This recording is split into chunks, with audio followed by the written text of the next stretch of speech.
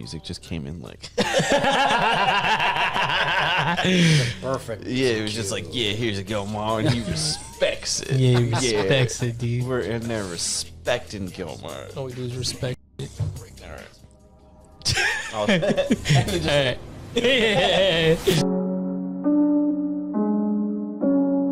No Prisoners podcast. We're in the conference room tonight, so I'm not really. That was very loud. Oh, sorry for you just blew out somebody's Volvo speaker. That was a very loud shot. Sorry, everybody. Gilmar is a little out of his element. He's got the new camouflage hoodie on. That's, you can only have it if you're close enough to us that we can give it to you, and you got to message one of us. There you go. End the story, but sorry for your speakers if you just broke them. Blew straight up. Yeah. So this is we're already off the rails. No Prisoners podcast. Gilmar and Andrew. We got Alfonso here tonight. Longtime friend. Never listened to the show. Probably never doesn't know what he's getting into. Come on. I watched the Batman. I've watched you guys. The Batman episode was great. man. So if you haven't seen the Batman episode, definitely watch that one next. And we're really grateful to have you here. We have nothing really to promote in the way of events because it's the end of the year. But we're hanging out. If anybody's around, you'll see us out. But we're not doing anything through the end of the year. So have a happy holiday. And we'll see you at the next one. You sure? But otherwise, without further ado, we welcome you. Do you sound that rhyme, dude? Wow. Kill it. That was great. Thanks Oh, for now having it's me. too low. Did you hear that low volume? Now it's too low, dude. That was Dude, low. we gotta test again. That's too low. That's a good right, test. right, right. That's good, bud. Welcome. Thank you. Thanks for having me. Yeah, of Great course. to be here. I'm glad you came. You came to hang out with us, Gilmar. I'll never say no to that. I mean, it's always good to hang out with you Yeah, guys. dude, you like to hang out, don't you? I love to. You I'm Brazilian. That's where it's Brazilian style. We like hanging out. You definitely have that vibe to you, where you seem like you're just like looking for the action. Yeah. I think it's one of the things that I have. I'm outgoing. I'm always looking to get somewhere with some people and do something different. Yeah, how did you and I meet again? We met like when you were doing like you were growing this handyman or some kind of like contracting business. Like that was like over 10 years ago. I think. Was 10 years. It was just when I purchased my house in Langhorne. I was doing I think it was the deck in the backyard or something windows or something like that. Yeah, how did we get linked up though? Just like social media. You get in touch with me. Yeah, you get in touch with me, and you're like, "No, I want to see what you're doing. What's up?" And then you came to my place. Yeah. And you saw what we're doing, and I think we talked a little more after that. But Yeah. Now I think I remember why we were trying to start, or we had started like this handyman business that was getting licensed and like or franchised or something like that. We were trying to figure out like the holes with it, but they ended up falling all apart completely. So that was a short-lived thing. But I think I was doing market research. Yeah, because you seem like you had a really good thing going at the time. Are you still doing that now? Yes. So I've done a lot of work on that business, the handyman business. It's always good. The problem with the handyman business is finding more handyman. Like everybody that's a handyman, they don't want to work for you. They have their own business. Yeah. So, with in and outs of that, like we have, it was evolution. We were a handyman at first. I came from New York City, work as a handyman. I used to work for startup companies. Now I work for Uber in Brooklyn for a little bit while they're like building their offices, where we're like doing project manager for them and building stuff. Mm-hmm. And then we work for some other startup companies, and I end up working for a company that's called Managed by Q. They went public, they sold, and I was an executive handyman for them. So I was training handyman, I was like firing people, putting them in the offices, putting people in, taking people out, seeing who lasted, who didn't. Yeah, you led with firing people, though. Were you like the guy that fired everybody? Mostly like that, yeah. Mostly like that. Because the problem we had a lot over there is that a lot of our work was midnight work because, you couldn't do work during the day. Yeah, because it was commercials, yeah. like buildings. So, you send somebody to an office, Uber was a huge office. It had a whole building. And then they moved to Chelsea on West Side. They bought like a whole whole like warehouse was like huge. So what happens is we send people out overnight to do work. In the morning, we come up, everything was dirty. Everything was like the tools are everywhere. They didn't think about like the next day. So we will come in, train them again, trying to get them back in, to everything. And then that's when I started growing my company within the company I was working, because I was getting subs, like all Brazilian subs, because Brazilian labor, it's everywhere. And Are you saying Brazilian labor is like superior to American labor? Not to that level, but it's for me at least. Being in the Brazilian market, it's easy to get people. Like if now we have a lot of we use WhatsApp groups and stuff. If I shoot WhatsApp groups like, hey, I need 10 guys for tomorrow, I can get it right now. Yeah. I if I go to Facebook try to find 10 other people to work, I couldn't do it unless I have a marketplace. So you're like the connection. You became the connection. I became the connection. I made and that led me through what we have going on right now. So the I Fix It is still like a good brand. We have the I Fix It brand. Yeah, I Fix It brand. Yeah, I remember seeing when I was like researching what other businesses in the area that were like actually set up and real businesses. A lot of the handyman businesses I was investigating, I guess, like kind of like doing research on to see like what problems we were going to run into. They ended up being like, just like you said, one-off guys that just like kind of just have a truck and they just would do, it'd be like, call Joe on the side of the truck. Yeah. So it was really difficult. I'm like, I don't know how we're going to scale this business other than to just build the business model for people and then sell the business model. To them, yeah. But that's interesting that you, like, because of the Brazilian connection, you have like the ability, because that's always a struggle for people, at least in my position. The labor. Yeah. It's hard to find good labor. Even with, with us, it's hard to find good labor. It's hard to find people that stick with you. It's hard to find people that have good values. But, they're out there. You can find them. And, and we have created many crews of people that, I trained over the years. Americans, Spanish people, Guatemalan, Mexicans. Yeah, Guatemalans, shout out. Yeah. I have my whole people. Roofing crew right now is Guatemalan. They're all Guatemalans. Nice. They're the best. Yeah. Yeah, dude, America was built on the backs of Guatemalans. I say it jokingly, but it's also it's funny because it's true. Yeah. It's funny because it's true. What's on the backs of immigrants? Well, nothing. It didn't take off. America didn't take off until South America started coming up. The Cuban invasion, like Castro, all that. Like America was just getting off of World War II. South America was like, we don't know yet. And then they were like, maybe we'll go north, help those guys out. And then they came north. Panama Canal. The American dream. The American dream, yeah. Panama Canal. Take credit, dude. Take credit. I did nothing. You're photographing the great work. I'm just right here. That's all I did. Yeah, exactly. How old were you when you came to America? I was 18. All right, I thought you were going to be like, I was born here. Hit us with a sidewinder. No, I was 18. What made you, why America? So, my dad's at fault. Like, he migrated back and forth to this day probably like 20 times. And when I was born, when I was a kid, the first memory I have, he was here. He was working here. And he'll come, work, go back. Come, work, go back. Always like that. With like visas or just kind of like... he had a visa in the past. Well, sometimes, I think he had a visa, but, he went, He definitely did it. Fake passports and stuff like that. Oh, yeah. It happened. You got to get after it. It happened. I don't blame... As long as you're here to like work hard... If you're getting a fake passport and stuff, I don't care. Well, so. But if you're like, hey man, he's it's a tough time for us to talk about that right now. What's going on and everything, mass migrations and yeah, I guess. I mean, it's just kind of like it is what it is to me. It's just kind of like it's not a new problem.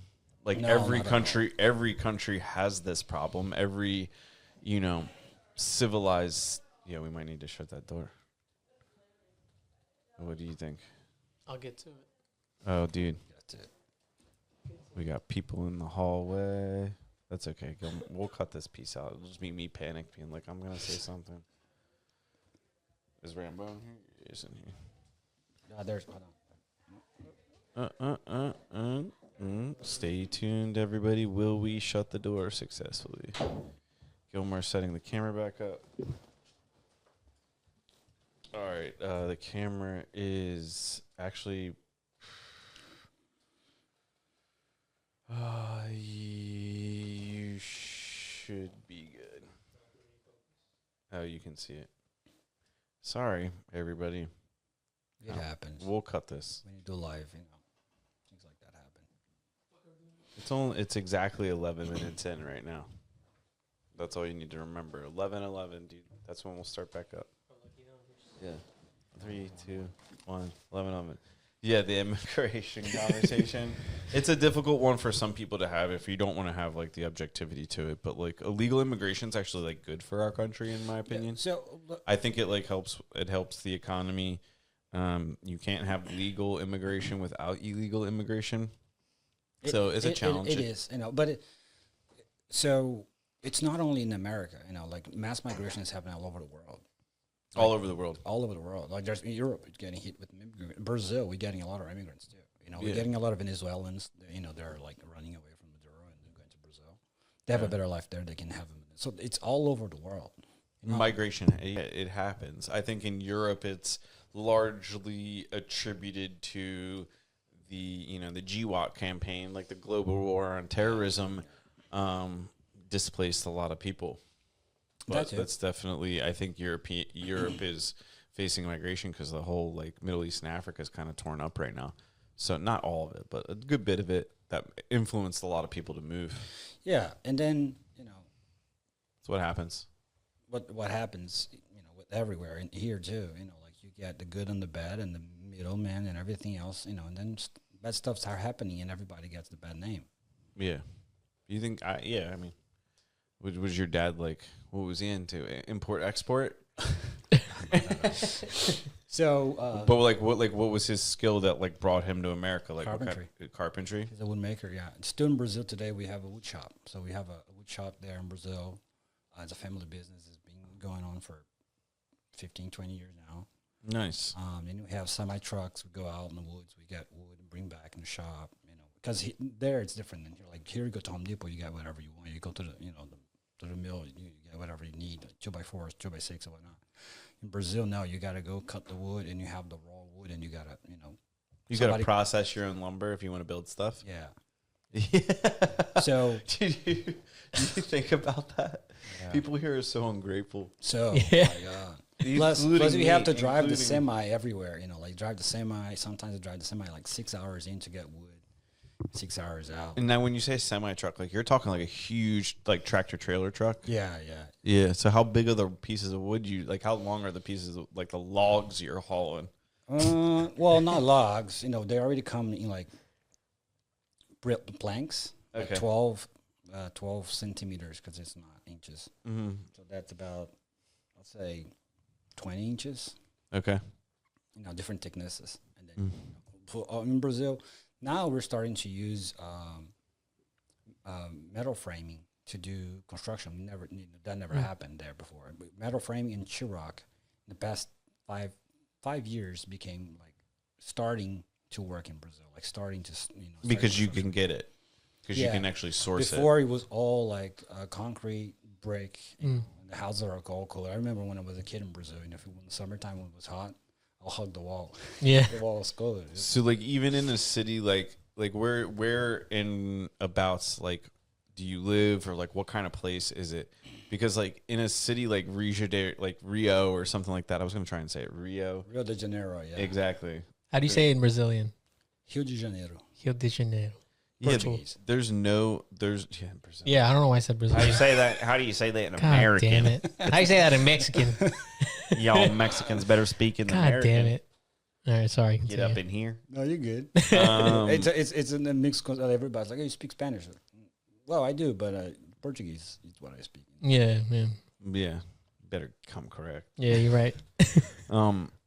But there's no Home Depot or any sort of supply place, even like in a city like that where there's Not such like Home Depot now.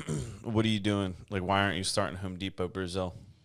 Like, what's the logistical? Like, why don't you just open? You can, like the logistics of it it's more like milling the wood, I think. Mm. So the thing there is, it's not standard like here. Like here you have, standard 2x4 with half-inch, you have the walls, So all the wood's 4.5. just like whatever size. Yeah, it's whatever, It's not like here standard. They don't have Dude, standard. that's awesome. Yeah, for the roof lines is where we use the wood the most. And also we use the wood to tie the concrete rebars to fill them up with concrete. So if you do a wall, you're going to do a pillar, right? And then you tie that with boards of wood, and you fill that with concrete with rebar inside, and then you have the pillar. Is the wood, is this construction like the average residential home in Brazil versus the average residential home in America? Which is built better? Like, which is the stronger? 3 Little Pigs? Yeah. Yeah, Brazil is like the guy that breaks with mortar. Yeah. Here it's like the guy that breaks with sticks. Although, I'm talking about in a general sense. Like most Oh, no, we're talking high-end- average house. Yeah. Yeah, most high-end built houses here are not like that. No, they're well built, well tied to the floor and all that. You have ties everywhere. But if you go down to like Langhorne, Levittown, like there's a strong wind. The walls sway. Yeah. The house shakes and everything. Yeah, and the thing in Levittown now is like a decent amount of those houses have been renovated now. So yeah, So you got some wild stuff on top of some wild stuff. That's crazy. Right, not every house is built equally, so you got to think, And that's- some of those houses are renovated at no fault to them by like the homeowners themselves because they're doing it on like a super budget because you're coming up, first home things. Yeah. that's- You make some that's what you get. decisions. Yeah. Is what you get. You decide to, you do a thing or two. Use silicone to like hold on bath tiles. That's crazy. Tell your wife you fixed it. Yeah. That's fucking crazy. dude. Watch the Yeah, video I say that because I've close. seen it. I've like shown up and like recently, or like about to be divorced wife, be like, I don't know. He said he fixed it before he left. Blah blah blah. I'm like, dude, this guy just drank a couple of beers and glued these tiles on with PL adhesive. I was like, oh man. You've seen those. There's a lot of that. And like with that too in Levittown, Langhorne, Bristol area, and all those areas down there, it's hard for people who are buying their first houses out there because the houses went up in price so much. And what's ended up happening is that because of the COVID and everything that happened, the market prices went up a lot. Yeah. And families who were retiring or like moving in the area that could potentially live in Doylestown if the price was good. Now they'd rather buy a house cheaper in Levittown and spend $100,000 on a house and make it a much better house locally, and that brings the prices up and everything. I think that was a good one. Yeah, I tried. Get the audience invested in the Pellegrino. Sponsored by Pellegrino. Pellegrino. Pellegrino.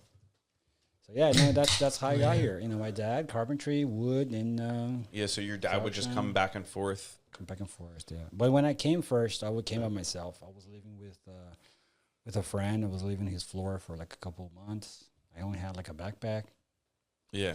And then, So what was it? Was it just not cool in Brazil, or you just were looking for adventure?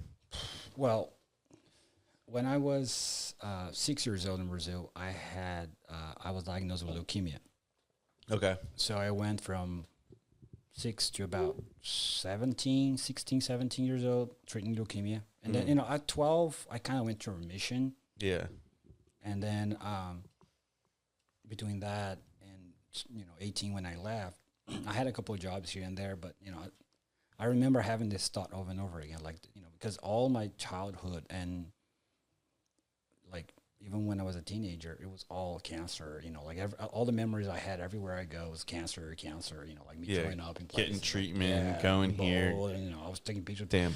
So I felt like I want to start again, and I had roots here already because of my dad and some of my family. Like I have a cousin in New York. She's a SWAT police officer over there. I have friends I have a family in Connecticut. I have family in Boston. I have family in California. Now with my American family, my wife's American. We have family everywhere. So, it became better since. Yeah, we have family everywhere because I'm American now. Yeah, exactly. No, So New York, Connecticut, Arizona, and Nice. like Yeah, from you guys fully east to invaded. west. Yeah, fully invaded. Yeah. Nice. But mostly my American family. The Brazilian family still, like here and there. But They come to visit. my dad was just so he comes works with me. Oh, okay. He's a great handyman. Yeah. He speaks English. You which is- speak, yeah. Does he, is it like, what kind of, is he, do you just like send him out into the field or does he have more of a more responsibility than that?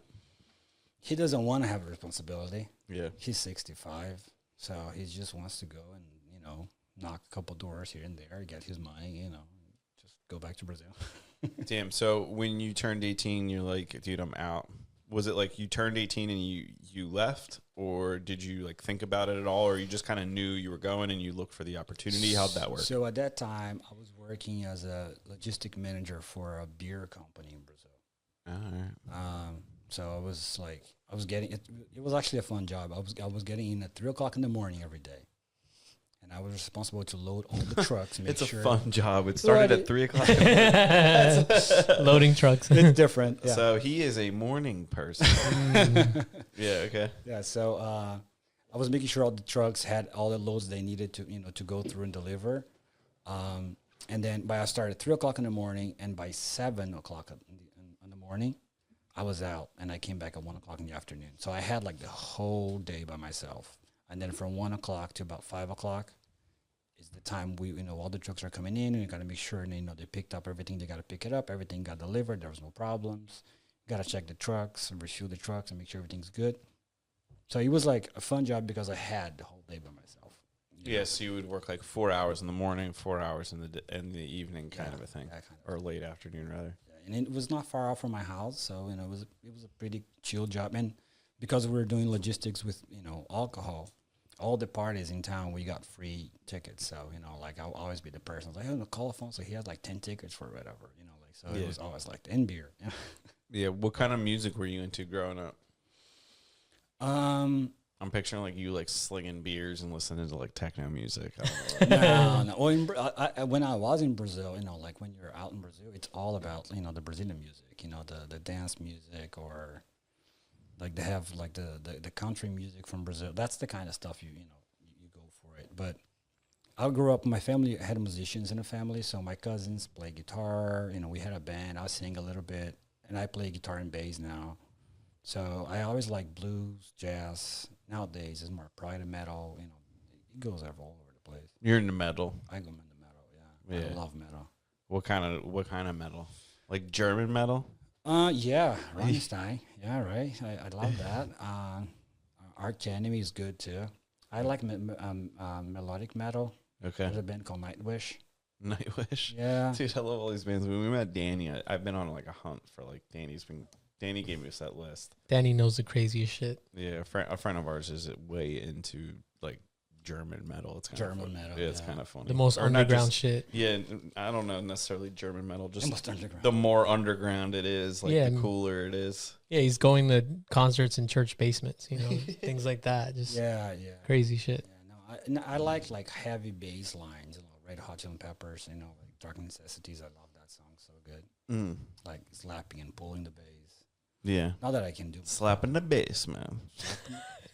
Is that Slap Borat? the bass. This is from from I Love You, Man. Yeah, the Where movie. it's just they go to see what's Rush. Rush of Fire. Rush is really good too. I love Rush. We were slapping the bass. Slapping the bass. Yeah. That's so dumb. when you were in Brazil growing up, like, did you have American culture? Like, did you watch the movies? Like, what kind of tastes of America did you have? Yeah. So, I think everything colluded to the fact that I came to the U.S. So when I was in Brazil, I was heavily influenced by American, mostly because I'm a gamer. I play video games mostly because I had cancer. I couldn't do much. Okay, so you just So I got just really played into the video games. games, and I had an encyclopedia at that time. Was I didn't have the computer, so it was just like a big encyclopedia, and I was going through trying to translate stuff, and every time I stopped and I went there and I found that, whatever, and then I translate everything by myself. So that helped a lot. Music, I why? remember Because you had to translate for the games because the it games was all in weren't. English. It was all in English. So I So could if you're playing the understand. storyline, you have no idea like what to do. Yeah. You get At that time, it was Final Fantasy for the PlayStation. Oh stuff my god, like you were that. playing Final Fantasy and 7, yeah. oh my That's so cool. god, that's a without being able to speak English, that would be impossible. to play. Without no. It's like you got to go there and do whatever. Okay. Just figured it out. So yeah, so That's funny. I've learned that, and then music helped a lot. you know, I'll get the lyrics, try to sing the song. Oh, okay. You know, That makes sense. That helped a lot. How many languages do you speak now? 4. Okay, so you speak English, Portuguese, Spanish, Yeah. and French. French. Okay. Yeah, my wife speaks French a I lot. thought you were gonna tell us something wild and be like Farsi. So Be like, what are you doing? My past relationship was with a Taiwanese. We dated together for 7 years. We were together for so I spoke some Chinese. Oh wow. You know, some Cantonese, mostly Chinese. But you know, I forgot everything around. You know, and I only know like Yeah, it's all Chinese to how me. can I get a cup of water in Chinese? That's Yeah. all. Damn. And it depends on how you say it and who you talk to. They'll be like, wait, what do you know? So Like the block they have, like the cultural block, they look at your face, it's like, you're not speaking Chinese. yeah, I don't have that happen to me ever because I don't speak Chinese. Nobody's ever made that face at me. That's not. It feels like it'd be a difficult language to learn, but a lot of people speak it, which is interesting. Yeah, because they're born. A lot of people are born in China. But Come I on, mean, that's not very like. There's a lot of that's Chinese. like, that there's good- a lot of Chinese. I know there's a good amount of Americans that speak it too, dude. Yeah, I got the Rosetta Stone China Mandarin. This is going back like maybe 2008 from an ex-girlfriend. Christmas gift. Got maybe 2 weeks into it. And I was like, nowadays, it's the Duolingo thing, Nope. the Duolingo app. You can learn everything. yeah, I do. I try and stay consistent with the Duolingo, but I just stick with Spanish. I just like speak okay or understand okay. That I just want to continue working on that. I'm not at the point necessarily where I'm like I'm gonna try German. Yeah. Like I think people that do that are good at it are really cool. But people that do that aren't good at it, get your life together. You know? It's like, why are you casually just trying to speak languages? It's like you're just casually clicking your tongue together. It's like it's kind of weird. Like you don't know what you're doing. And Yeah, with that's languages, true. you got to immerse yourself. Like if you really want to learn, you know, you got to watch the language. You got to listen to the music in the language. You got to read that language. You know, you got to do everything. The more you do, the harder it's going to be in the beginning. But, you know, the more you do, the better it's going to get. Yeah, sure. You gotta make friends with people that speak Spanish Yeah, and then not speak Spanish. yeah. I gotta Not speak Spanish. make some friends that speak German. So I'm trying to learn that. So Gesundheit. That's all I know. there you go. That's a good start. Gotta listen to the German music. Volkswagen. That's What all I know. so you came here in 18 when you were 18, what year was that? 2004, I think. 2004. Yeah. What when you came here you were immediately doing like carpentry and work in Manhattan, you came right to New So York. the first job I got when I got here, I was doing hardwood floors. I was nailing hardwood floors. And I worked a month on that job. And the guy that I was working for was not a good person to be working with. You know, Yeah. he was paying like $5 an hour. Damn. And he would be like, "Oh, bring you coffee, you know, breakfast every day." And his breakfast would be like a little shot of espresso and a little Twinkie on top of it. I was like, "My Wow. breakfast every day." So that didn't work. And I got another job of repointing buildings in Manhattan. Mm. So we work in scaffolds outside. And we had the crew had 4 scaffold at the time. And my scaffold was the only one who had a rope. Like, so we were doing rope scaffolds on 25-story tall buildings, up and down every day. And I loved it. It was the best thing. And everybody was happy, you know, like everybody was singing, you know, like it was hard, you know, very, very dirty work because you're cutting all the concrete in the building. There was, you know, we had vacuums and the grinders and everything, but you still get, you know, dust all over the place. Yeah. But at that time, So you would cut the mortar joints out that were like no good or needed to be serviced. Yeah. And then you would replace them with like a hydraulic gun, or were you like literally repoint by hand. Yeah. Yeah, repoint by hand, and then you get the buckets, of Yeah. concrete, lower the buckets of concrete, raise them. 20. So the My highest- arms were much bigger then. You know? Yeah, I was gonna say I'm looking it up here, being like, what's going on? My arms are much bigger then, you know. And then after that, my dad came first time while I was here, and he was like, "Forget about everything. Let's just make our own company. You know, work for ourselves, and we don't have to, you know." He had contacts. He had everything. Your He dad knew sounds like a around. wild guy. So we got it. At that time, we were working in. I Long just Island. picture him coming up and being like, Alfonso, let's just abandon all this. Let's start our own shit. Let's just go. Let's just go.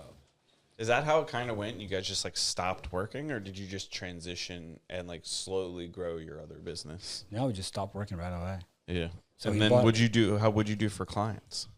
Like, how'd you get clients? So my dad had a contact from a Jewish guy in Long Island. It was like right behind the JFK airport. It was like the Lawrence village of Lawrence in Long Island, and he was big in real estate. So he had a lot of houses. He had a lot of apartments. His family was the same thing. So we straight up went working for him. So we were working for him, his friends. It started then. And this always sticks with me because at first, when I was working with my dad, I always had those moments like, dude, I speak English, I drive the truck, I get the people, I pay everybody, I talk to the clients, I do the materialist, I do everything, and this guy's paying me like dirt in a dollar. Like I was getting upset. This is working with your dad when you Working with my dad, yeah. And then I think it was like 4 or 5 years or something. I'm not sure. He went back to Brazil, and when he left, he was like, "Well, you have the van, you have the tools. Good luck." He left, and I was like, "Oh, great." No, I got, but your dad. Dad's a wild card. Yeah, your dad sounds like a character. And then I was like, okay, I can figure this out. But at first, I had that feeling underneath of like, this guy just left me, man. Like he was not paying me well. Yeah. But a little besides that, I know, like he was teaching me, and he taught me to do everything. He taught me to talk to clients. He taught me to do that. Although he was not teaching himself, he was not telling me what to tell everybody, but he put me there, and I needed to do that myself. Yeah. So he kind of like made me grow. He facilitated. It. Yeah, he's Mr. Miyagi, Brazilian Miyagi, Brazilian Miyagi. Yeah, like that. Yeah. So how many siblings do you have? Do you have any brothers? A brother and a sister. Yeah. You have one of each. Brother and a sister, and we all have kids, and all of our kids are girls. So I have one little girl. She's 9. Alice. She's probably gonna be watching. She'll be loving it. Kiss you, Alice. She is a bookworm. Yeah. Alice is hyper focused, high IQ, and she cannot stop reading. Like anywhere she goes, she has a book on her. You can talk to her. She'll ignore you. Yeah. She loves books. She reads books like there's no tomorrow. She's in 4th grade now, and her reading skills are like 7th grade. She's really good. That's awesome. And then my brother has a girl too. She's 11, Yasmin. And then my sister married a Japanese guy. Wow. And she has 2 half Japanese girls. Nice. So it's you guys are just girls. All girls. What do you? Yeah, jeez. All girls. I don't know. Tough. Sometimes imagine everybody getting together. Like and all the girls getting their time and the same time together. It's gonna be crazy. The house is gonna be burning down. Jeez, that's even overwhelming to think about that many. Yeah, I mean, my family, I have a lot of cousins, and they all have kids now. So every time there's a family gathering, it's just a shitload of kids just running around. It's like a tornado of kids. Yeah, in Brazil, it's crazy. When we go to Brazil, it's like That sounds awesome. It kind of is. I would be the uncle that just meddled in the spooled them up. Yeah, just burn everything. Like we had pixie sticks as kids. I just give them all the dangerous stuff. You should too. The little cap guns. My nephews recently discovered cap guns. Yeah. And the first time he shot, he got so scared he didn't want to do it again. But then the other one's a little bit more badass than him, so he just kept fucking shooting. Yeah, so he blasted the heat and dropped it. He was like, "Oh no, dude, I can't go that way." Yeah. It was so funny, dude. And they're twins? No, they're not, but they might as well be. I think they're a year or two apart, and they look exactly the same. They act differently, but they look the same. But yeah, you were saying Brazil. Sorry. No, you're fine. No. So we spent 4 months in Brazil this year, me and my daughter. My wife was there with us for a month. We traveled a little bit, but I want her to be in the culture, speak the language, know her family, be multicultural. That's it. Yeah, that's you. And like being American and living here and there right now is, the dollar's 5.8 to 1. So like you can go there, all you can eat $5. Yeah. It's just like every time I go there and I come back, I get depressed. It's like, God, every time I go to the supermarket, it's so expensive. It's the way it is over there. And she loves it. We are out there. She's in the farm. She rides horses. You're saying it's more expensive there? No, more expensive here. Oh, yeah. Yeah, more expensive here. But because the ratio of the dollar, it's normal. Yeah, but we have Home Depot. Well, I have my own wood shop that we can do whatever. Yeah, dude. It's not the same thing. Dude, I'll make a call right now. We got some materials delivered right now. Yeah. Don't say. We got Home Depot Pro, dude. Bro, pro, man. I actually don't buy anything from Home Depot. I got wear rings, dude. Yeah, let's go. Wearings, 84 lumber. Definitely not 84 lumber. I No? will not put that my name on that. No. No, sometimes. A couple of little incidents in the past that were a little stressful. We're not gonna talk Okay. about it. Yeah, not worth it. No, Home Depot has a lot of stressful incidents too, man. Oh my God. What Home Depot? Yeah. I go to Home Depot when I have time to waste. Well, that's the thing too. You just go over there, walk around, and you're looking for something Honestly, you can't find. it's straight up the truth. Home Depot, you're gonna go to self checkout. You're gonna get jammed up there. They're gonna, accuse you of stealing, and you're gonna be like, "What are you talking about?" You're gonna have to show them your ticket, your receipt. You go to the pro thing. It's like, they put the slowest person on the scanner ever there. You got like 8 people lined up. I'm just like, I might as well have just gone to the building supply place and just backed my truck up and left. Yeah, but then you can get a body armor and some Reese's cups, and you're good, dude. It's not the same thing. But, true. it's good when it's there and you need it. Yeah, I guess. Yeah, if Waring wanted to lock me in, if they had like a vending, like a counter with some candy You'd be the and some drinks, they might have it by the front. I just Some never. dog treats. I never go out that way. The front, they might have that stuff by the front. I might have been sleeping on the front. Dude, you got to check out the front. That's the best part. That's the best part about Home Depot. But do they have the body armors? Damn, they need the You body gotta armors. keep it. You gotta stay armored up. You gotta That's what I'm saying. Armored up.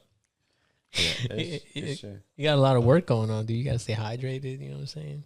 Yeah, I mean, think about it. Like, if I go down, all the people that rely on me, I gotta keep the body armored up. All the people need you right now. You know what I'm saying? go Like, away. something happened to me, dude. The houses wouldn't get done by Thanksgiving. Yo, Things like that. people need to cook a turkey, man. Yeah, dude. People, Cold turkey. people might have added a change order of a smoker that's gonna cause some electrical complications. Can't get it done. But you know what? I bodied armored up, dude. Yeah, exactly. I'm gonna drink one in the morning. I'm gonna solve the problem. Yeah, dog. More electricity to the All smoker. that caffeine. There's no caffeine in body armor. It's pure hydration Pure hydration. and way too much sugar. Yeah, way you too drink much. a whole one of those in like one sitting, you're having a bad day. Nah, yeah, dude. I sip that shit periodically. You gotta spread out the armor. Spread out the armor. Why is that so funny? I'm just saying we So gotta they get do. sugar rushes. Yeah, and I always forget that happens. So if it's been a minute since I've armored, and I like, Minutes since I'm dude, I armored. can't look at. Yeah, I'll go in and get a little aggressive with the sips. Belly ache. Oh no, dude, you're definitely counting. I haven't had an armor in a minute though because I've also not gone to Home Depot. Yeah. Yeah, but they don't. Dude, they probably don't have body armor in Brazil either. Not that I know of. 5-to-1 body armors. Dude, you get 5 times the body armor there, dude. I don't try to think they have over there, but not body armor. They probably got Red Bull, right? Red Bull, you have it. Yeah, you guys spreading your wings. They got Gatorade. Yeah, Gatorade. Yeah, they must. They do have Gatorade. What I thought you low key were gonna be like, how do you say Gatorade in Portuguese? And he's gonna be like, Gatorade. Gatorade. Yeah, it's the same thing. It's just Gatorade. This is Gatorade. What so like, you love America, you love Brazil. What's the number one thing about Brazil that you love? The people, The people. the feel, the culture. No, we asked for one. No, I'm just kidding. I'm just kidding. The one, so like the people and the culture. The people come, with the feel and the culture. Like that's Yeah. Brazil. If you go to a Brazilian restaurant, if you go to a Brazilian community around here, you walk where there's community. Brazilians. It's always like they see you and they know you. They hug you and they kiss you. There's all that energy that comes with it. Yeah. That it doesn't. I haven't seen America yet. I haven't, and I've been to places. I've met with people. It doesn't happen. You've been around. Community part of it. It's Yeah, it's kind of true. So, what is like if a non-Brazilian wanted to get accepted into the Brazilian, into the culture, into the vibe?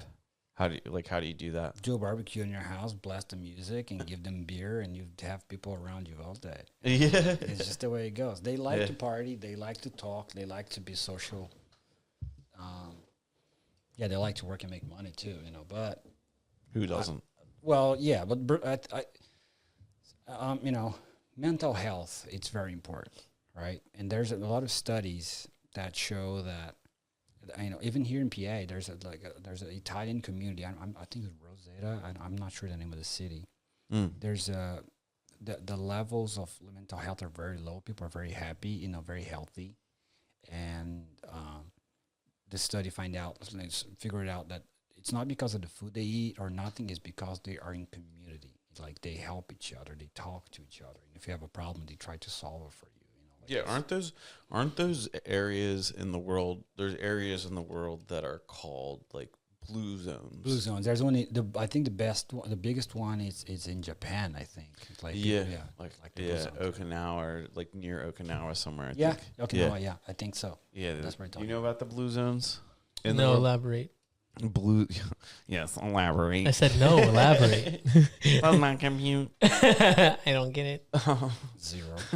No sound base. Yeah, the blue zones are these areas that I guess the WHO, the World Health Organization, the evil empire, probably one of those organizations, identify areas in the world where people live to abnormally old age and happy, but like you go there and like the people that are really old are all insanely happy. They have a very simple life. Like I forget one documentary I watched. This little Japanese lady was like they went to go have tea with her every day for like so many days and just like interviewed her about her life and just how simple her life was for how long it was that simple. Like it literally was like, I'm just gonna make tea, I'm gonna garden, I'm gonna do this. Like she was totally cool doing that. She did that for like 30, 40 years straight, and she was like 115 or something like that. But she looked like she was maybe 80. And they're like, "What's your secret?" And she's like, we just live happy. Yeah, we just live happy. Japanese lady just laughing. Yeah, I wonder how people stay content with that, just doing basically things that simply. I think some people are wired that way. And I think some people are humbled into that life. Yeah. And then I think some people pursue that. Like you there's only really there are 3 categories that I've thought long and hard about, because I think that's also why like the guru market thrives the way it does throughout the entire world. Like everybody wants to be like, for instance, like there is no, like when people are like the Buddha, that's incorrect. Like a Buddha in like Hindu or like Indian culture is like someone who's achieved like a certain level of enlightenment. But in American culture, we're like, oh, the Buddha was just a guy. No, like Buddha is like when you say someone's like a black belt, like it's a status. So I think certain cultures are just wired to pursue enlightenment. And I think when you pursue it, I mean, whether you're in one of those cultures or not, if you pursue it, you can, get there. Or some people just go through a crazy amount of shit in their life. Like, he's a relatively relaxed and thought out human being that kind of just like sees life and went to America and everything like that. And some people will look at that and be like, oh, wow, that's crazy. But what they don't appreciate is that like he watched, like you look through America, like the world through, pre-computers really, like you kind of just like had to listen to music and watch like 90s movies and 80s movies and get that a raw taste of America. And then just like that suppression led him to just go into, end up in Pennsylvania. Well, and that's like, and this, to that. Yeah, you know what I'm saying? Yeah. You like think about it, like you went out, like, because there was a lot of people, I would assume like a lot of people you grew up with didn't come here. Yeah. Like you were probably the rarity. Yeah, I was one, the black sheep of the family, or like the Jew of the family, you go say, like, I don't know. Yeah, no, but that's special. Like that takes a lot of like, that doesn't take like, I'm just going to go do that. Yeah. Like you're not like, that's not. You change your whole life. You put everything in the back of the pocket. Yeah, it was a slow burn. Yeah. But like, that's cool that like, it's unfortunate that you went through all that. Do you think you would have gone to America if you had like a quote unquote normal Brazilian childhood? I don't think so. Yeah. I don't think so because like my brother my brother's electrical engineer, but he's still in Brazil. Like I've tried many times. We have a YouTube channel I was showing the other day. Yeah, Gilmar, show me your He's YouTube happy channel. with the YouTube channel. He does his thing. Like I told him, just go over there. Let's go over there. I mean, you work a little bit. We'll buy a house for you there. You rent. Come back here, and you don't have to work anymore. Like it's that simple. No, my wife won't let me do it. My daughter was like, okay, whatever. My sister is the same thing. Yeah. But on that, on the stuff we were talking about, state of mind. I read a ton. Like if I have my AirPods on, I'm reading. I'm listening to a book, or if I'm sitting down, I'm reading a lot. And I think that helps a lot too for us to get to a point in which you want that enlightenment, you want the nirvana things. Like I don't want to pursue stuff anymore. That's where I'm coming now with I Fix It. Like I'm trying to. The business is for sale. Like construction, the handyman part of the business is for sale. But I have 3-4 other businesses that I'm working in conjunction with that. 'Cause if I had the construction business go, it doesn't matter. Yeah. How do you evaluate like what it's like what the value of is it to sell? Well, I work with the consultants. It's not a lot. We're charging like $500,000 a year. It's at the maximum 300. Like this year's low because I was out like 5 months out of the year. The business closed, so it's going out. That's because you went to Brazil. Yeah. That's it's the marketplace sale right now. It's like 350, and that's like the booked clients. The brand, and probably 6 months of me being with you, consulting and mentoring for you to get your wheels going. I've spoke with a couple clients that were interested. There's like 2 other clients that I'm working right now that are still interested. But it takes a process. You got to show them what the work is about. How do you go to the work? How do you talk to people, and how do you build people and all that? Yeah. So you have like enough processes and the brand set up where you feel comfortable training somebody in 6 months and then just kind of passing it on. Yeah, well, I can do in 1 month. For sure. So right now, the other part, we're building this other business, which is AI processes and management for construction companies.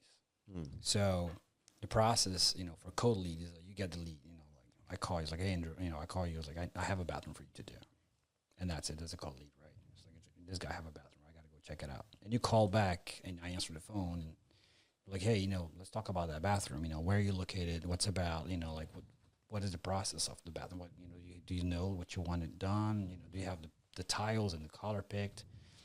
If the client goes on and answers those questions, becomes a warm lead, right? So now he's in your network, and you're gonna, you're pitching him to sell the bathroom.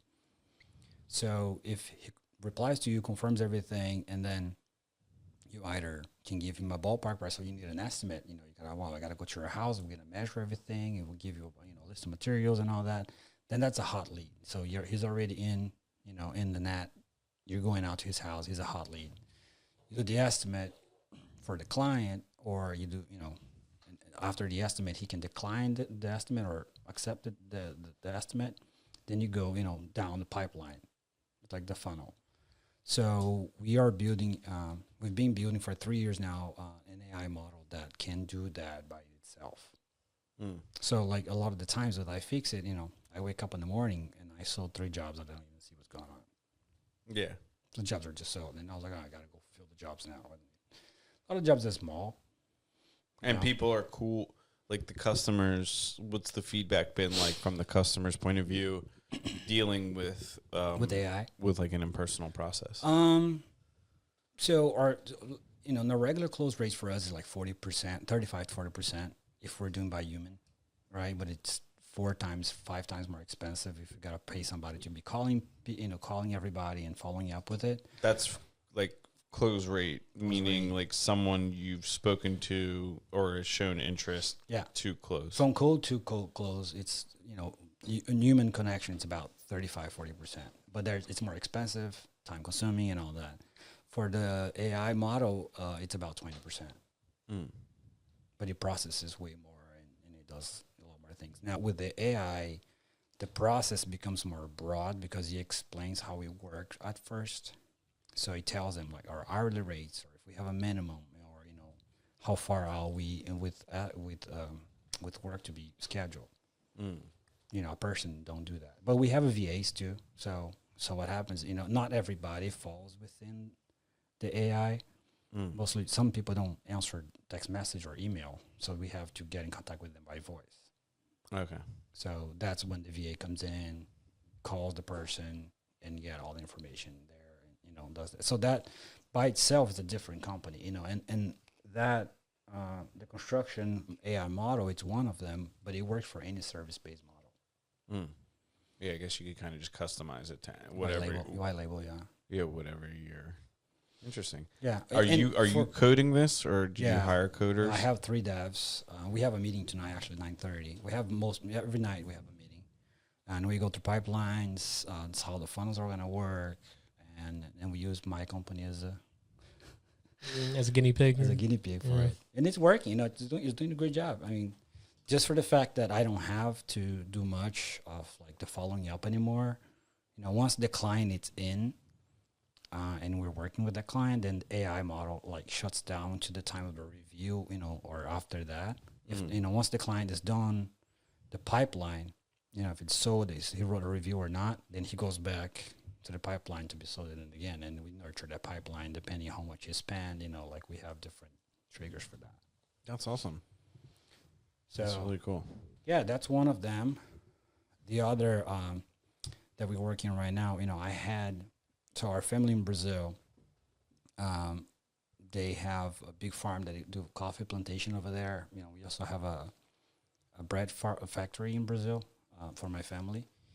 And in the past, I like to say like 5-6 years, I've been studying mycology, mushroom. Mm. So lion's mane, chaga, like cordyceps, all that. Those mushrooms are good for your brain, for neural pathways and all that. And then I wanted to grow in Brazil for a moment. So we had a meetings with the family, and I was like, well, this is a good idea. Let's do it. But how are we going to do it?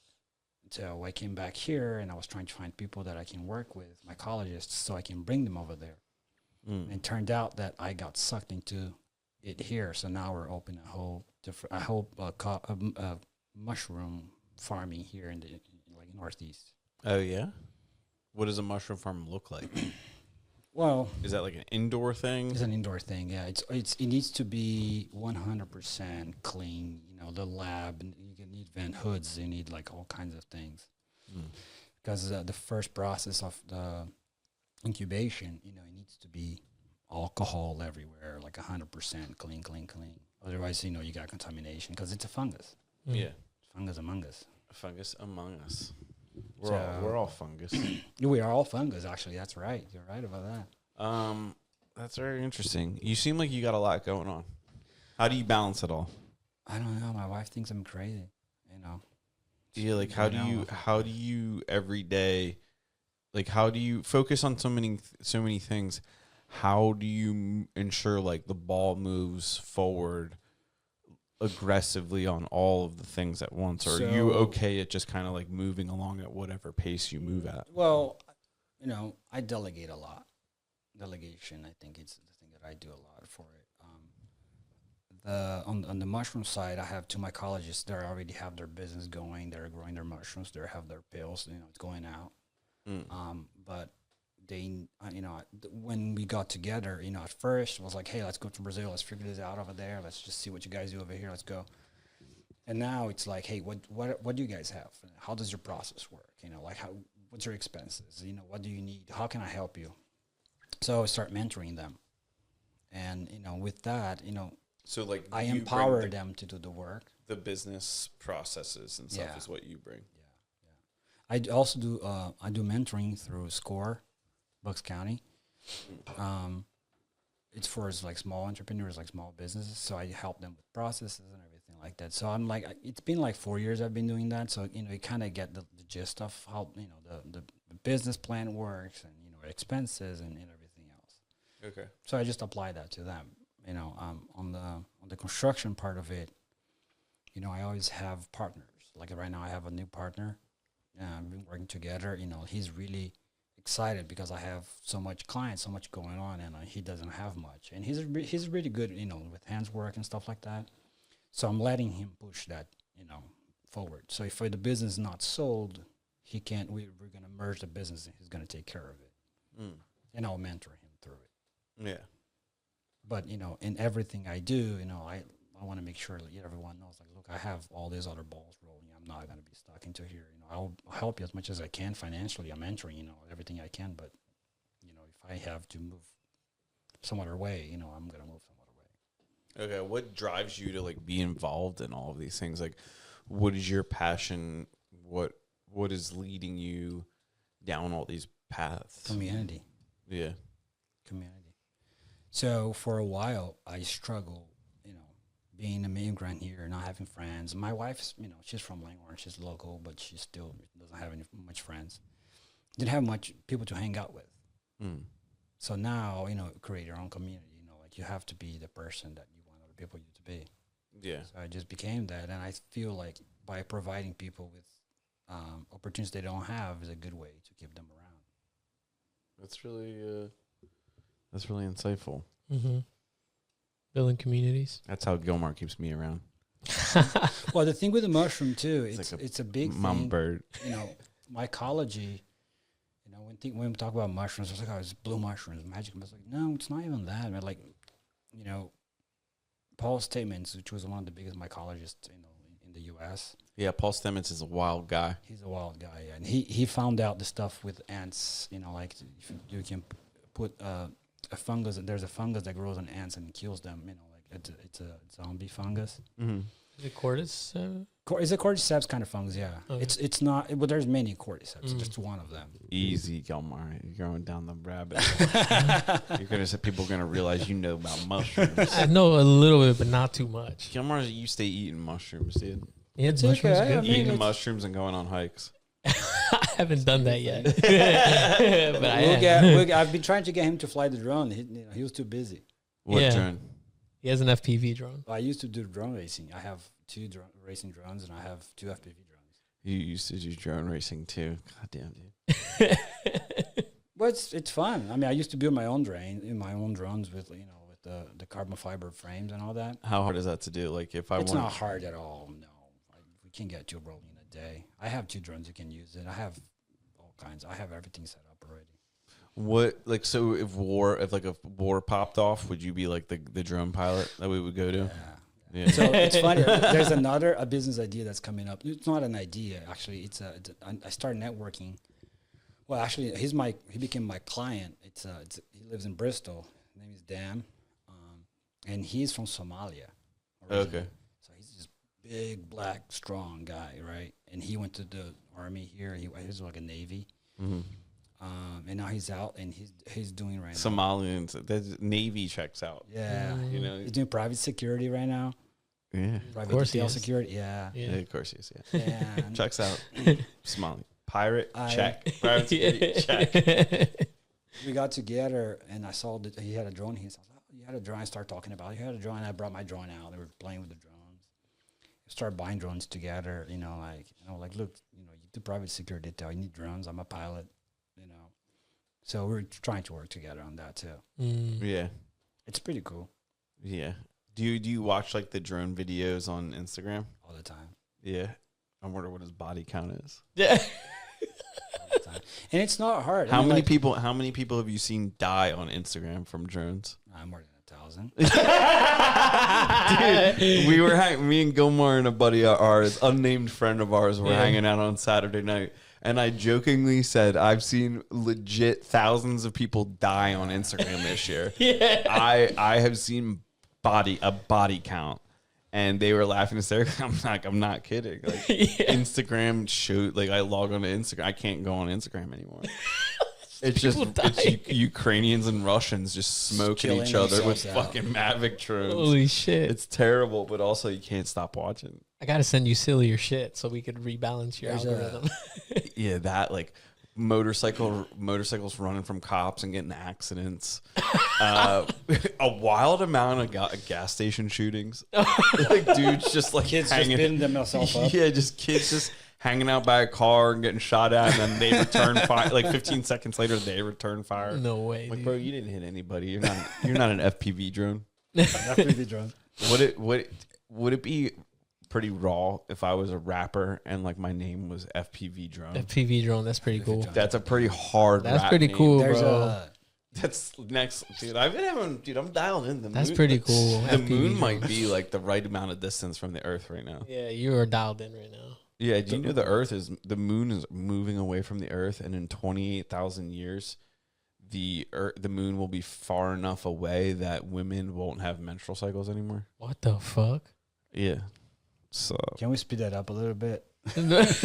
why, dude? Then there won't be kids or women Menstrual anymore. cycles. If women stop having menstrual cycles, R.I.P. women. R.I.P. women, R.I.P. the earth, and everything. They made people. They No, made it wouldn't be people. R.I.P. the Earth. The Earth would live. Well, the earth itself. Beautiful Mother Earth would thrive. I feel like humanity would figure it out. Yeah, because right now we're just sending each other videos of people getting smoked. Like, drones flying to things. dude, and seriously, destroying. could you, like, if you really think about it, what's funny about the drone murders is, and follow me with this, when you know the movie Terminator, Yeah. like how different is the movie Terminator from the drones? Right, it's pretty different. The drones in Terminator are wildly dangerous. The drones we have are like Matchbox cars flying through the air, like, but the drones we have are way more effective than the Terminator drones. Yes. Terminator drones, for how deadly they were, like, dude, John Connor should have been dead so many times. But What kind of drone you fly? what kind of drone do I fly? I have a Mavic 2. I have two of the same drone. You because do the we- same drone. Yeah, it might have been a situation, but we have two now. Yeah, you got two. Yeah, Mavic 2, right? That's what I have. Mavic Yeah, Pro, I have Mavic two. Pro Mavic 2. Pro 2, I have yeah. two of those. Mavic One is Pro- broken. The other one works. Yeah, mine both Skyhawk 1 and 2 still running. Yes, sir. Skyhawk one and two. I have an FPV from the DJI. It's pretty good. The small one. Yeah, you have the wrist one that like you. Yeah, move you with can it. do that too. Yeah, yeah, yeah. You throw on the goggles and stuff. Yeah, yeah. I bought an Avata too. The ones from Avata. It's a small drone, but the propellers are protected. Mm. So you can fly it into a little bit more like risky areas. So You that can it'll- hit anything, and if he falls upside down, he has a turtle mode that just turns back up. That's crazy. Yeah, you know, it'd be crazy if we just like filmed a bunch of like sick FPV footage Yeah. through a house, Yeah.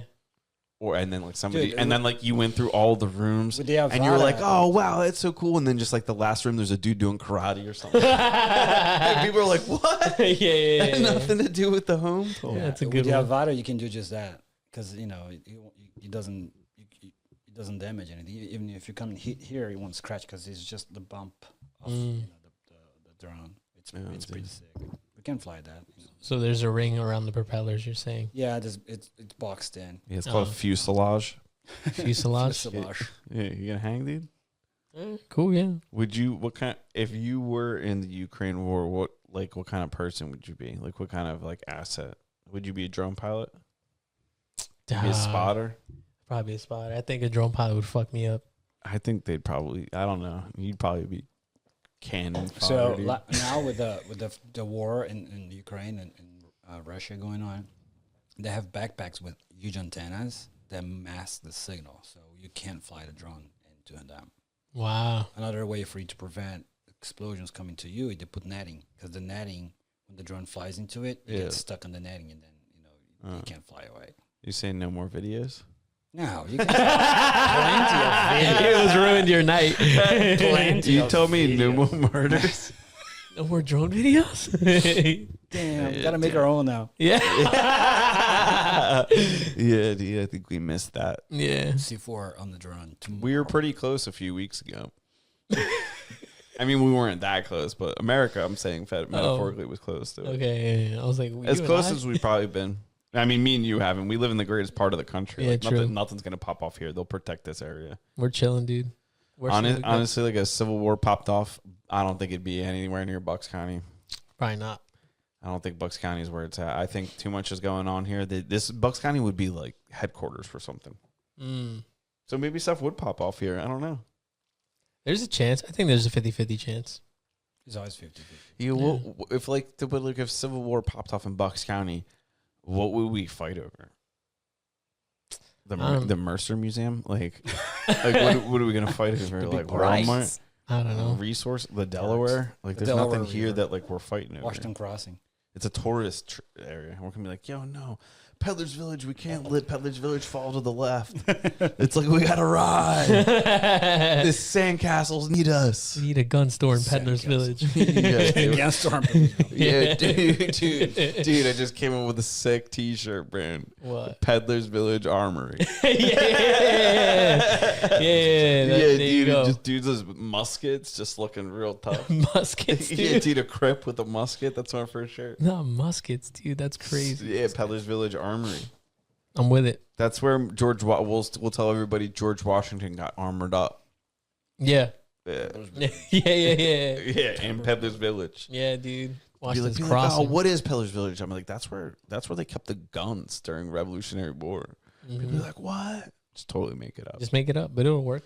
That was honestly really dense woods, probably. That was back a then. New Hope, Pebble Ridge. You know. It goes on. Yeah, New Hope. That's kind of a wild name. New Hope. Yeah, whoever named New Hope was trying to escape something. Or you can say Nueva Esperanza. you Yeah, know? Nueva Esperanza, Nueva yeah. Esperanza. Yeah, the New Hope. Sounds like a Star Wars thing. Yeah. The New Hope. Yeah, what are we doing?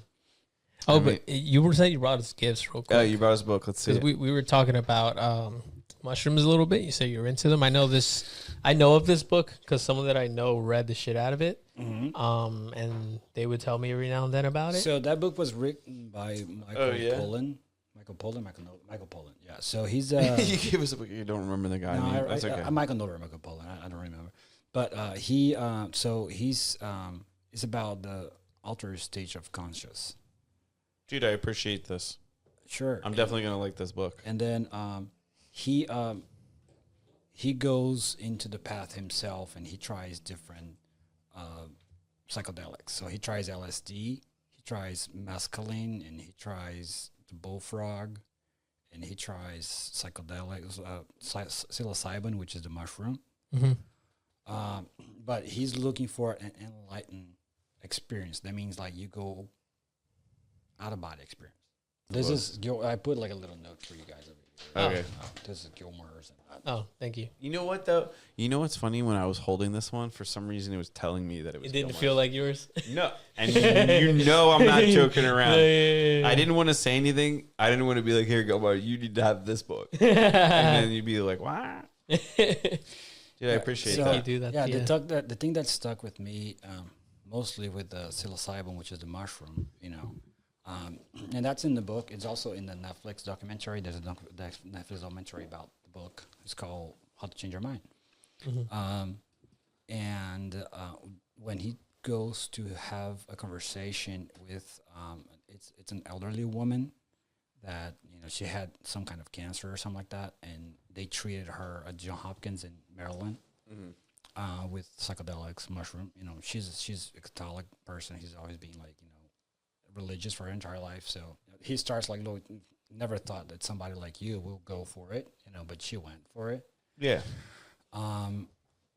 And how the psilocybin changed the perspective of death, life and death, and how after you remove that perspective, like being fear of death or, like always thinking about the cancer, like being stuck on the moment, with the enlightenment that she had, she tells her, her experience of how it went. She let that emotion go and she accepted, and then, she's healthier than she's ever been. That's really And I'm reading. that's really empowering, especially somebody, some like when you're in a situation like that. I've obviously never had cancer, but being nowadays when you're stuck in a certain thought Stuck in a process, rut, yeah. like it's definitely probably helpful to have some sort of guidance on like what you can do to kind of nudge yourself out. Yeah. I don't think this. I don't necessarily know that this is like the end all be all solution for a situation like that, but I definitely agree that there's a lot of benefit to it as like an amplification to, or like at least get the ball rolling for a lot of people. I've heard a lot of positive things. About 4 years ago, I lost my mom. Yeah. And Sorry to hear that. it's all right. It happens. Yeah. Everybody's dying in the world. Was Nobody's making time. was it a drone? No, it was COVID. It was It COVID. was COVID. Not a drug. All right. And when I had cancer, we were like really linked, right? So I came back. I was in Brazil when she passed with my family, and then I came back. And During COVID, you were like trapped in Brazil, or like? No, I went there with them. I came back after that, Mm. and I was deep in depression for 6 months. I was going to the work job sites and crying. I couldn't do much. I was just like hanging for a thread, and then I start reading about. I read that book. I was like, what can I do to make myself feel better? Like there's a way, and I got into the ketamine therapy, which with Mind Bloom. You did ketamine therapy? Yeah, there's a company called Mind Bloom. You go online and you get to them and you tell them why you're depressed and how you're feeling, and all that. And then it's all over the camera. Mm. Then you talk to a psychiatrist and you have a guide, and then they send you the ketamine over the mail. Mm. And I started like with I think it was like 450 milligrams. So you do an hour meditation. So you take it, an hour meditation, and then you write it down your notes, like in your journal, what you go about. And again, they want you to have like an out of body experience. So they keep upping at the dose. I think I ended up like 1,200 milligrams at the end. I started 450, ended up 1,200. Old 1250 is some special K. You probably had a good time. Yeah. Is that? I had about out of body experience, and I talked to my mom. It was crazy. Yeah, I can explain. I remember I had a heavy blanket on me, and I was laying down on the couch, and it was like, it was a good day. Like there was like good weather and everything, and I felt wind in my face the whole time. Like I was flying with her, or we were just talking. Like. And now, do you think what do you think about that experience in terms of like, do you think it actually happened in like a different place?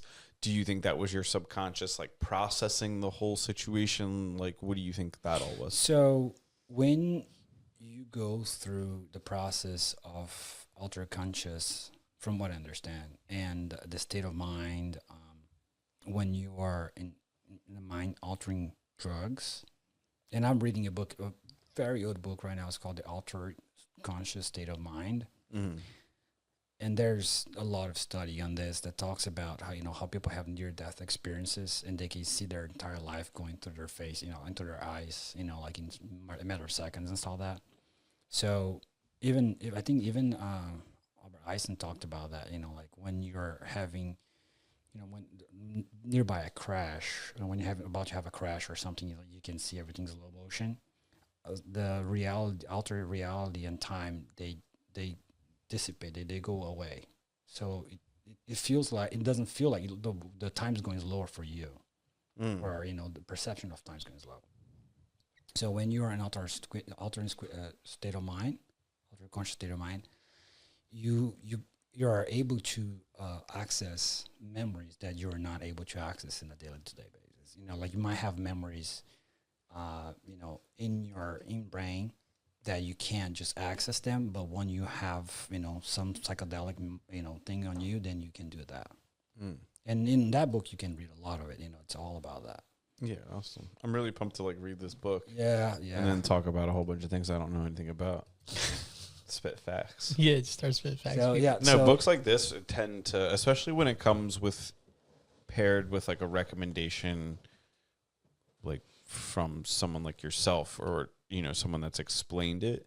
The books always have like a little bit more impact when I read them. Yeah, I like that too. I like that, and he on the psilocybin, the mushroom part of it, he wrote with Paul Stedman. So that he the Paul foremost Stedman, expert. Yeah, I did 2 of his workshops in LA, and I was gonna go one. I think it was this weekend. It was last weekend. My wife was like, "Yeah, you can't go. You can't do it." Yes, sorry, you can't go. No fun for you. Yeah, he's a very big into the mushroom community.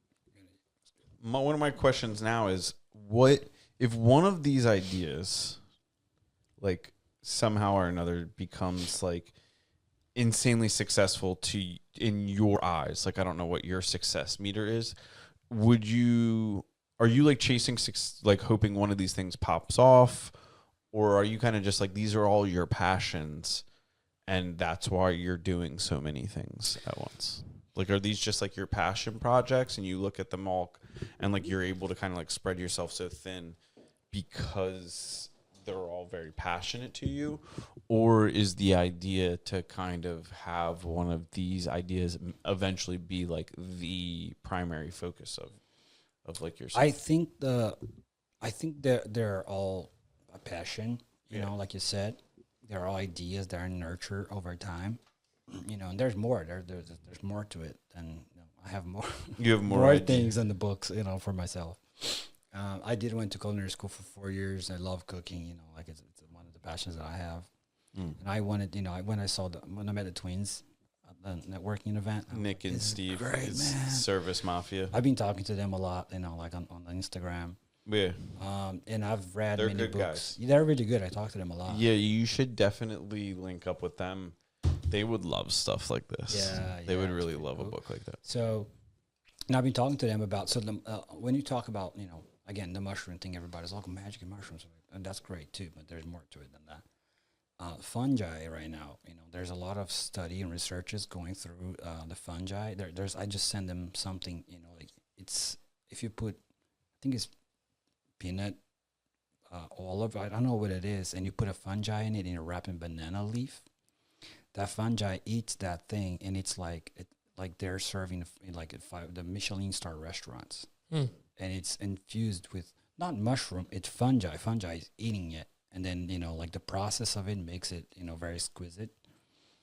Yeah, I do kind of know what you're talking about. I think I watched, I don't know, that seems very familiar, that one of the restaurants, maybe it's in Manhattan, does something like that, where their menu is, because I remember seeing where they get the mushrooms from was like this facility where they had these shelves of mushrooms like inside. That's how we do it. Yeah. Yeah, and it was the first time that I'd ever seen. I wish I knew what restaurant I watched about this, but it was kind of wild for me to see like the chef was going to the place with the mushrooms to kind of like pick which ones. Yeah. Yeah, and They have to their own see them, they grown. were like unwrapping them from these bags, like to uncover them, and these things were humongous, and they were just being grown on these shelves like it was no big. It was very alien.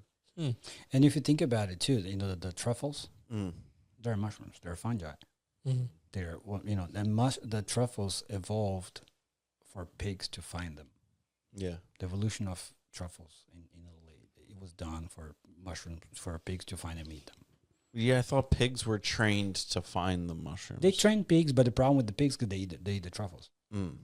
Sometimes they find they eat it. You know? Yeah, the dogs don't. They train the dog. It's called Regatta Romagnola, something like that. Yeah, the truffle yeah, dog. something like that. I was Regatta listening to a Roma. podcast about it the other day. Yeah, they're really cute dogs. Where was I listening to? I forgot. Oh, I gotta pronounce this for you guys, so I don't sound completely. I'm horrible in call out, so don't worry about that. I was like, oh, what is the name of that thing? Man, I forgot about it. All right, yeah, dude, look how cute this dog is. Aw. Yeah, so it's called. I totally butchered the name. It's a Lagotto Romagol. I don't know. You can do it. Hit him with the accents there. Hit him. Has a spell on Lagotto Cortavius. Lagotto Romagnolo. Yeah, see there? Lagotto Romagnolo. Yeah, sounds beautiful. It's like a water Portuguese water dog. Yeah, that's why I had you read it. You're a resident Portuguese expert. Yeah, they're cute dogs, except for when they're white. There's a white one here. Wait, you don't like white dog? Not this one. Black and white. My dog's black. I don't My wanna dog s- is silver. It's not. I don't black want to and say I hate all white dogs because that wouldn't be nice. Not all white dogs are bad, but most of them are. white. Some. Dude, look at this little guy. Oh, No, don't do that. they're usually little pieces of shit. Yeah, exactly. No, they just bark all day. Get out of here, dude. Oh my God, shut up, man. Yeah, I have two white dogs across my house. They're two like white snow dogs. Those things bark the whole. Snow dogs, like Malamutes Yeah, or those Huskies. the Malamutes. A Like they're Malamute? huge. They're like Somebody's this got two big, Malamutes. dude. Yeah, Why? inside a house, it's like a 1,200 square foot place. I'm like, Oh, killing man. the Dude, dogs, it gets man. so hot outside, and those dogs just cook. Wow. And they bark the whole day. They bark the whole. They just keep barking. Yeah, I wonder what about. Yeah, was right. that This funny? person's They- killing us. It's so hot in here. Just send us back to Alaska. They smell the mushrooms. Smelling mushrooms coming out. Yeah, Yeah, maybe. they go crazy over it. Yeah, and nowadays we're able to do like. You ever heard about CRISPR 9? CRISPR, the gene software. The Dream DNA softwares. Yeah. Yeah, dude. What about it? Tell me about. So- Let's hear it. Yeah, that's pretty cool. I went. I came across CRISPR when I met Jennifer Doudna. Oh. Jennifer Doudna is the person that discovered it. That published the paper. Yeah. I met her in New York, and at first I didn't know anything, and then I met I had a client, and she works at a Chop Mm-hmm. in Philly. Is that right, Chop?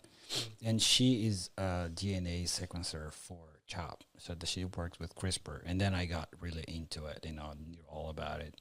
But nowadays, using the technology of CRISPR 9, we can make mushroom different. So there's strains of mushrooms that don't exist, and they're man-made. You make them more potent, more or less potent. There's different ways. So with that, there's so many things. You look like a mad scientist when you Oh, were telling us thank about that. I love that. Yeah. I really like that. There's the new one over, that's going out right now. It's called Enigma. It looks like a brain. Yeah. It looks like a brain. It's pretty Enigma mushroom. cool. Enigma mushroom. It's a psychedelic mushroom. It's a psychedelic mushroom. Yeah, you'll show a picture.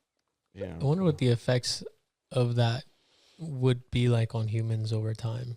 You'd probably be able to start flying. You I think? wish. Well, we could start teleporting and shit. It'd be crazy. Teleporting. Yeah, because these are all just man-made things, Dude, what's sweet about my phone is it knows how bad I am at spelling when my thumbs are moving too fast, and it's just like Here. Oh, wow. It looks like a brain. It does look like a it's brain. blue because it's psychedelic, so it's being bruised. Yeah. What would happen if you licked that? She licked it. Yeah, Not much if you eat it. how much you got to eat to have a good time? 40 grams. 40 40 grams? milligrams. 40 milligrams. I was like, Holy shit, that's a lot. 25 40 milligrams. grams, dude. 25 milligrams, it's good. If you do 40 milligrams, you're gonna be, in the couch for at least 4 or 4. What the kids call zooted. Zooted. Yeah, zooted. Straight zooted. Skied, zooted, all that. Yeah, there's a term for somebody who goes and does the psychedelic stuff. It's called psychonaut. Yeah. Yeah, What is it? Psychonaut. Psychonaut? Yeah. So it's somebody who tries different Mm-hmm. psychedelic stuff. It's like astronaut when you add psycho to it. Psychonaut. Yeah, and That just sounds cool enough that I'd want to be it. on a long term relation, if you're microdosing with mushrooms, psychedelics, and lion's mane, cordyceps, it creates new pathway. It heals your neurons pathways in your brain. So they're treating Alzheimer's and all kinds of stuff with lion's mane, which is just medicinal mushroom. It helps regrow your brain cells. Yeah, psychonaut is someone who explores their psyche by altering their state of consciousness, often through the use of psychoactive substances and other techniques. So it's not limited to psychoactive substances. If you were doing some Wim Hof breathing and you tripped face, you're a psychonaut. You're psychonauts. Can you trip face doing Wim Hof? Yeah. Yeah. Really? Breathing is Yeah. a way to. You can also reach, stop your heart and shit too. stop not true. Sending air. Not necessarily true, but could happen. Your breathing, it's really good for you, but you should only do it if you're healthy. If you're not healthy, don't do it. If you have a heart condition, don't be doing Wim Hof. That you breathe. Yeah, because you can trip and I don't know if you can have a seizure, but you can definitely seize up. Well, because you're cutting the oxygen supply for your brain. You're swapping O2 out for carbon dioxide. A little trippy trip. Damn, dude. It's like when we were kids, you used to hyperventilate yourself and then get your buddy to hit you or something. Oh, yeah. You ever do D10? What is that? Yeah, that's what we called it. What is it? What is it again? D10, that's what we called it. I don't know. D10, and what do you do? I So- never did this, but I would always hear about you did what? So the one time I saw it happen was with my cousin Pablo. We were all at a party with my cousins. Like, yo, Pablo, it's course, your turn. It's your Pablo. turn. Yeah, of course. We used to, because he was the shortest one, so we used to fuck with him. Remember one time I threw his Pokemon cards in the street because he was short. Stupid reason. Go get it. But I did that. Young Gilmar did that. Yeah, it was so stupid. But so we told him, all right, you're gonna go up against the wall. You're gonna breathe in 10 times deep, and at the 11th time, we're gonna push your chest in, and something's gonna happen. Like, you're gonna pass out. So 10th one, he fucking fell to the ground, like just a bag of sand just hit the ground, and we were all freaking out. And he woke up like, "Oh, what happened?" And dude, I fucking left. I was like, "I'm not doing this shit with you guys. You guys are crazy." But yeah, it's D10. Yeah. I did a Kundalini yoga for a while. Kundalini yoga is the same thing. You breathe. There's like all these breathing patterns, exercises you do. Yeah. And you can get high just by breathing if you do it right. Have you ever skydived? Yeah, actually, my daughter. Of course he did. I threw my daughter off a mountain. Well, I didn't throw her out of the mountain, but she jumped out of the mountain with the skydiver, but it's the mountain diving, whatever you call it. Base jumping? Not base jumping. So you run out. Oh. Then you just jump, and then you are Parasailing? paragliding. I'd say. Yeah, Paragliding. Paragliding out of a mountain. Yeah, and the town where I'm from, Brazil, they're really big for that. Yeah. Oh, wow. And she couldn't do it because she's 9. There's minimum 13 years old. The guy comes, how old is she? She's like 14, man. Look at her size, Like, Look at this absolute unit of a daughter. He's like, dude, look how big this kid is. He's like, yeah. Checks You out. know, she loved it. yeah, dude. Slide him a 50. She loved it. Like, she's You're talking about the 14 in America. Yeah. 14 in America. Yeah, she's American 14. Andrew Jackson says she's 14. This is 5 times your currency. So 5 to 1. Yeah. 5.8. you want this. 5.8, bro. Yeah, you leave for a week. Going up there. Damn. Dude, thanks for coming out. Yeah, thank you, man. Thanks for having me. This has been a good one. You're definitely going to have to come back. We're going to find out about all the other stuff you're doing or have done. It's a lot more. More than happy to come back, the community. It's all I'm about. Yeah. Well, this episode's definitely called Psychonaut. Yeah. yeah, definitely. It's definitely going to be called Psychonaut. Well, we got to get you guys out there, and then, we'll do the thing, and then we'll come back and talk about the experience. Yeah, that'd be tripping sick. face. That'd be sick. It'd be my first time. Oh, yeah? Yeah. Nice. I'd feel comfortable around you. It's so. all about set and settings. Yeah, true. With everything, Yeah. like don't ever get surprised. Know what you're doing. Have a mantra, have a safe word, have whatever you need to go in and get out, man. You're never gonna get hurt. It doesn't hurt you. It sounds like he's like pitching the movie Inception to us, but the real thing, not the movie. Real He's like, Inception. you got to get in and get out. You got to know what your mantra is. Like, what do you mean, Leo? You got to have a little die Leah. Yeah. or something. Yeah, it's a totem. Totem. Damn it. There you go. Totem. Yeah, it's okay, dude. Get up Sure on my it's- level. Dude, I haven't seen it in a while. Get on my level. Yeah. Do you dream in English? Stupid. That was actually a good question. I had that with Dude, with I'm like, frame the house. with the ketamine. I had that, man. I had that exactly thing happen to me. What? It was in my brain, like I was, going through work stuff and whatnot. And then, I had this thought, I was thinking in Portuguese, speaking in Spanish, but understanding in English. It was a crazy thing. And I was like, dude, you got to find a language here and go for it.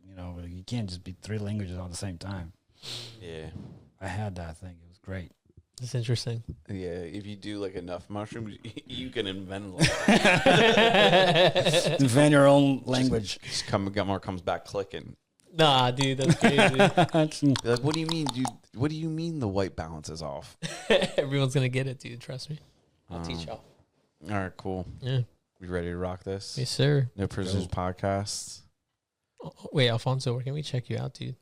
Where you at? Where people find you? Oh, that's right. I forgot We about that. put the links in the bio for Yeah, sure. let's do it. Yeah. So But you can our plug all company's of it. called I Fix It. I Fix It is it's where is that? I Fix general contractors now. But we have I Fix It Handyman services. We have I Fix It maintenance. We have all kinds of stuff. So that we can put the link to for our YouTube channel. Mm-hmm. It's in Portuguese, so we got a lot of Portuguese, and it's all about it. It's called Cunhados na Obra. It's in Brazil, Portuguese.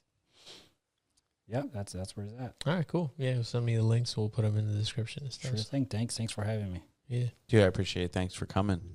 This is Andrew and Gilmar our buddy Alfonso, Rambo Under the Table, the conference room at the office, No Prisoners Podcast. Thanks for listening.